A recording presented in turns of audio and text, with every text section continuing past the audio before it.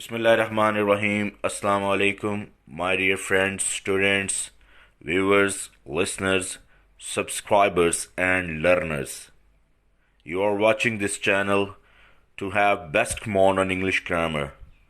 So I request you to share this channel as much as you can so that you can get the updates and upcoming videos on this English grammar. Today we are going to discuss the passive voice of future indefinite tense. As I told you in my previous videos that there are 8 rules to follow. Okay, so to have a good command on active into passive.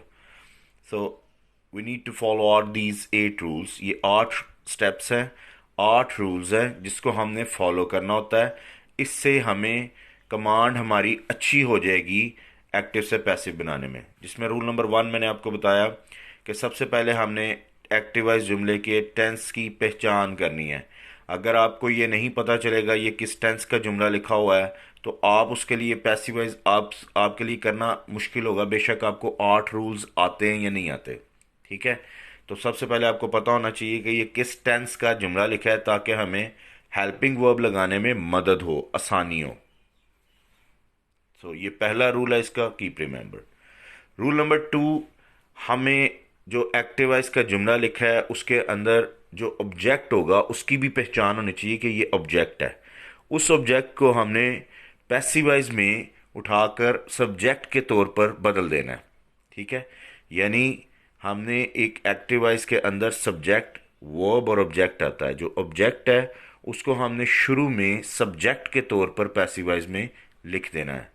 ठीक है, तो हमें सबसे पहले जुमले की पहचान होनी चाहिए किस टेंस का है.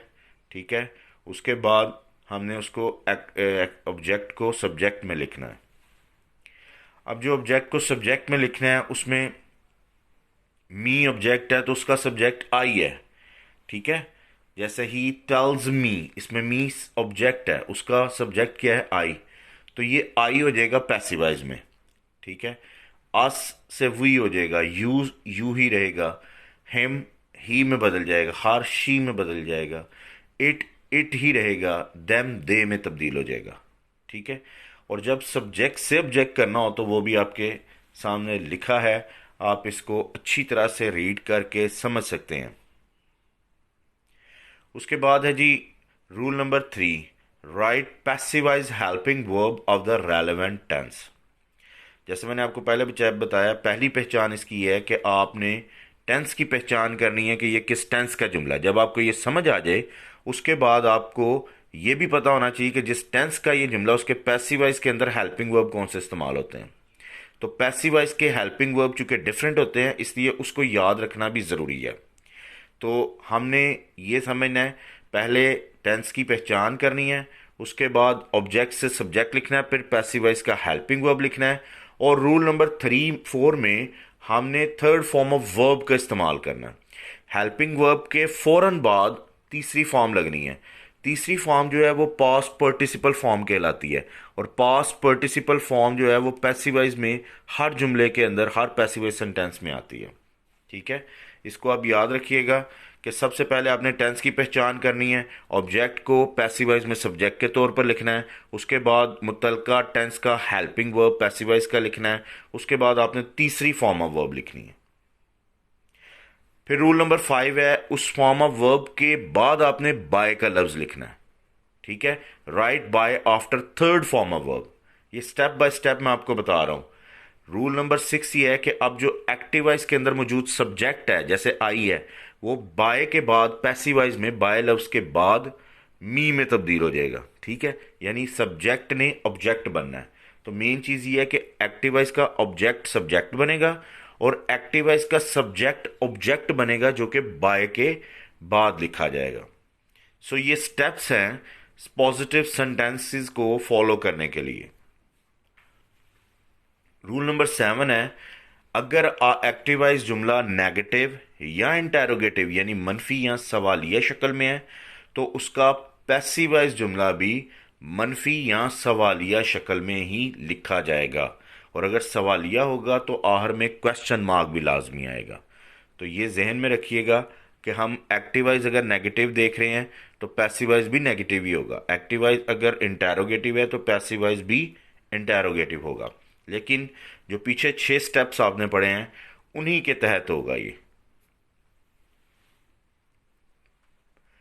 हमें ये सारे स्टेप्स मद्देनजर रखने हैं।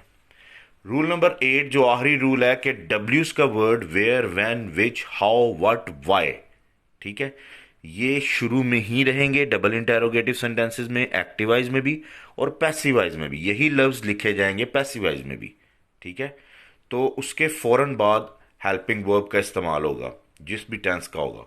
अब सिर्फ एक डब्ल्यूज का ऐसा वर्ड है जो बदल जाएगा, जैसे हु है वो बाय होम में बदलेगा।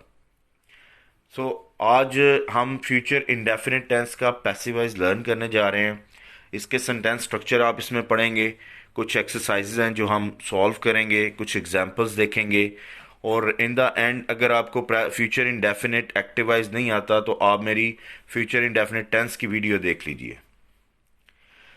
फ्यूचर इंडेफिनिट पैसिवाइज का जो हेल्पिंग वर्ब है वो विल बी या शैल बी है। इसका एक्टिवाइज में विल या शैल इस्तेमाल होता है, लेकिन पैसिवाइज में विल बी या शैल बी का इस्तेमाल होगा। फॉर्म ऑफ वर्ब इसके अंदर तीसरी लगेगी जिसे हम पास्ट पार्टिसिपल फॉर्म कहते हैं। पॉजिटिव सेंटेंस स्ट्रक्चर क्या है इसमें? सब्जेक्ट कौन सा? देखिए इसमें डायरेक्ट सब्जेक्ट नहीं आता, इसमें इनडायरेक्ट सब्जेक्ट होता है, यानी जिसको ऑब्जेक्ट को हमने सब्जेक्ट बनाना है। कीप रिमेंबर, ये वो सब्जेक्ट नहीं है जो डायरेक्टली काम कर रहा है, नहीं, इसमें ऑब्जेक्ट को सब्जेक्ट बनाना है। उसके बाद विल बी या शैल बी, फिर उसके बाद third form of verb past participle form जिसे कहते हैं, उसके बाद बाय और ऑब्जेक्ट। इसकी एग्जाम्पल्स बहुत ज़रूरी हैं, आपको समझना, इसको पढ़ेगा ज़रा। He will give me his book, देखें इसमें ही सब्जेक्ट है, विल हेल्पिंग वर्ब है, गिव वर्ब है, मी आई ओ है, आई ओ का ऊपर लिखा है इनडायरेक्ट ऑब्जेक्ट, ठीक है। मी, हिम, यू, अस, ये सारे इनडायरेक्ट ऑब्जेक्ट है। हिज बुक, उस इनडायरेक्ट के ऑब्जेक्ट के आगे जो लिखा होगा वो डायरेक्ट ऑब्जेक्ट है। अब हमने दो तरीकों से इसको करना है। अगर हम डायरेक्ट ऑब्जेक्ट को शुरू में लेके आए तो फिर स्ट्रक्चर कुछ यूं होगा, his book will be given to me by him. अगर हम इनडायरेक्ट ऑब्जेक्ट को शुरू में लेके आए तो फिर इस तरह होगा, I shall be given his book by him. Negative sentences में सब्जेक्ट के बाद हेल्पिंग वर्ब आएगा विल या शैल, उसके फौरन बाद नॉट, फिर बी, फिर थर्ड फॉर्म ऑफ वर्ब जिसे पास्ट पार्टिसिपल फॉर्म कहते हैं, फिर बाय और फिर ऑब्जेक्ट, ठीक है। ये नेगेटिव में will not B, shell not B, और हमें पता है कि अगर आई वी हो तो शैल नॉट बी होगा और बाकी सब के साथ विल नॉट बी होगा। ये भी याद रखिए, फ्यूचर इंडेफिनिट टेंस। एग्जाम्पल इसकी ये भी इंपॉर्टेंट है, he will not help me in this matter, इसमें ही सब्जेक्ट है, विल हेल्पिंग वर्ब है, हेल्प जो है वो वर्ब है, मी इनडायरेक्ट ऑब्जेक्ट है और in this matter direct object. अब इसको कैसे लिखेंगे? अगर हम इनडायरेक्ट ऑब्जेक्ट को शुरू में लेके आए, I shall not be helped by him, यहां तक आएगा, और जो डायरेक्ट ऑब्जेक्ट है वो उसके बाद में आएगा, यानी बाद में ही लिखा जाएगा। और दूसरी है, अगर हम डायरेक्ट ऑब्जेक्ट को शुरू में लेके आए इन दिस मैटर, उसके बाद comma, I shall not be helped by him. ये इनडायरेक्ट ऑब्जेक्ट और डायरेक्ट ऑब्जेक्ट को समझना भी आपके लिए जरूरी है। उसके बाद इंटेरोगेटिव सेंटेंसेस, विल या शैल के फौरन बाद सब्जेक्ट आएगा, यानी एक्टिवाइज का ऑब्जेक्ट जो सब्जेक्ट में बदलेगा वो, उसके बाद बी आएगा, फिर थर्ड फॉर्म ऑफ वर्ब जिसे हम पास्ट पार्टिसिपल फॉर्म कहते हैं वो आएगी, फिर उसके फौरन बाद बाय का लफ्ज और फिर ऑब्जेक्ट और एंड पे क्वेश्चन मार्क। ये एक्टिवाइज इंटेरोगेटिव यानी एक्टिवाइज से पैसिवाइज इंटेरोगेटिव करने का फार्मूला है। आप इन सब को याद करें, याद रखें, फिर आपको समझ आएगी। एग्जाम्पल है विल यू ओबे अस, इसमें विल हेल्पिंग वर्ब है, यू सब्जेक्ट है, ओबे वर्ब है, अस ऑब्जेक्ट है, ठीक है। हमने ऑब्वियसली इसके फार्मूले के मुताबिक इसको लिखना है, तो विल या शैल जो है वो पहले आएंगे, तो इसमें अस जो है वो वी में बदलेगा, इसलिए शैल पहले आएगा, shall we be obeyed by you, ठीक है। इसको आप जहन में रखें। देखें किसी भी चीज़ को समझने के लिए उसको 1 से 2 से 3 से 4 से 5 दफ़ा उसको रिवाइज करना पड़ता है, तो इसको आप रिवाइज करें as much as you can. तो फिर आपको इसकी अंडरस्टैंडिंग अच्छी होगी। डबल इंटेरोगेटिव सेंटेंस जो है वो जैसे डब्ल्यूज के वर्ड है where, when, which, how, what, why etcetera, इसके फौरन बाद हेल्पिंग वर्ब आएगा विल या शैल। फिर उसके बाद जो एक्टिवाइज का ऑब्जेक्ट पैसिवाइज में सब्जेक्ट बनेगा वो आएगा। फिर उसके बाद बी आएगा। फिर थर्ड फॉर्म ऑफ वर्ब जिसे पास्ट पार्टिसिपल फॉर्म भी कहते हैं, उसके फौरन बाद बाय, फिर ऑब्जेक्ट और एंड पे question mark. So keep remember कि ये आपने सारे सेंटेंस स्ट्रक्चर जो हैं जहन नशीन रखने हैं ताकि आपके लिए एक्टिवाइज से पैसिवाइज बनाना आसान हो। ठीक है। एग्जाम्पल है where will you play cricket, इसमें वेयर का लफ्ज जो है वो डब्ल्यूज में आएगा। हेल्पिंग वर्ब है विल, यू एक सब्जेक्ट है, प्ले फॉर्म ऑफ वर्ब है, क्रिकेट एक ऑब्जेक्ट है। अब इसका पैसिवाइज देखें, where will cricket be played by you. बिल्कुल सेंटेंस स्ट्रक्चर के मुताबिक जो पीछे मैंने पढ़ा अभी उसके मुताबिक ये पैसिवाइज सॉल्व्ड है। ठीक है। तो सेंटेंस स्ट्रक्चर्स जो हैं ये पैसिवाइज के, इसको भी आपको अपने जहन में रखना पड़ेगा आसानी के साथ एक्टिवाइज से पैसिवाइज बनाने के लिए। ठीक है। और वो 8 रूल्स जो हैं वो इसमें मददगार आपके साबित होंगे। अब by whom, who by whom, जैसे मैंने आपको बताया कि डब्ल्यूज के सारे वर्ड्स जो हैं वो वैसे ही लिखे जाएंगे सिवाय हु के। तो बाय होम के बाद फौरन हेल्पिंग वर्ब आएगा विल। अच्छा, इसमें शैल नहीं लगेगा। By whom will plus subject plus be plus third form of verb जिसे पास्ट पार्टिसिपल फॉर्म कहते हैं, उसके बाद क्वेश्चन मार्क। ठीक है। Who will say his lesson, तो हु चेंज हो जाएगा बाय होम में। अब देखें ऊपर वाले सेंटेंस स्ट्रक्चर के बिल्कुल मुताबिक है। बाय होम विल ऑब्जेक्ट शुरू में आ जाएगा, his lesson be third form said और एंड पे क्वेश्चन मार्क। तो इसका मतलब ये है कि सेंटेंस स्ट्रक्चर अगर हमने ऊपर लिख लिया तो हमारे लिए सॉल्व करना आसान होगा। अच्छा जी, ये सॉल्व्ड एक्सरसाइज हैं। He will tell a lie will be told by him. इसमें he subject, will helping verb, tell form of verb, a lie एक ऑब्जेक्ट है, ऑब्जेक्ट शुरू में आ जाएगा, a lie will be told by him.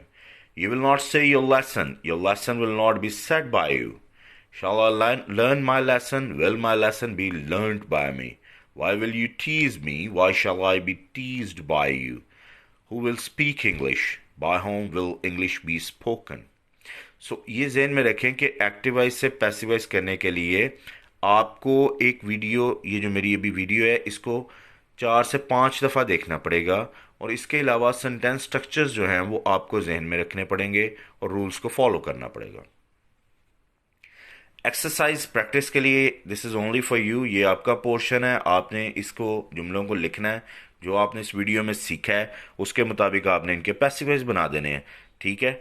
अगर आपको कोई किसी चीज़ की पैसिवाइज की समझ नहीं आती तो आप काइंडली कमेंट्स में लिखें, मैं आपको उसका आंसर दूंगा। ठीक है। ये सब लर्नर्स जो हैं जितने भी सीखने वाले हैं उनके लिए बहुत आसान चैनल और बहुत आसान वीडियोज़ हैं ये। अगर वो मुश्किल होगा कि अगर वो इस चैनल या इन वीडियोस से भी समझ ना पाएँ तो काइंडली इस पे ज़रा कंसंट्रेट कीजिए और ज़्यादा से ज़्यादा शेयर कीजिए। नेक्स्ट जो हमारी वीडियो होगी वो फ्यूचर इंडेफिनिट पैसिवाइज उर्दू में सीखने के लिए होगी। इसको आप उर्दू में कैसे सीखेंगे, तो चैनल को ज़्यादा से ज़्यादा सब्सक्राइब करें और वीडियो को एंड तक लाजमी देखा कीजिए ताकि आपको पूरी बात समझ में आ सके। अदरवाइज़ ये मुश्किल हो जाएगा कि किसी चीज़ के लिए भी कुछ चीज़, आपके लिए कुछ चीज़ समझना। तो thank you very much in the end for sharing, subscribing, watching. Thank you.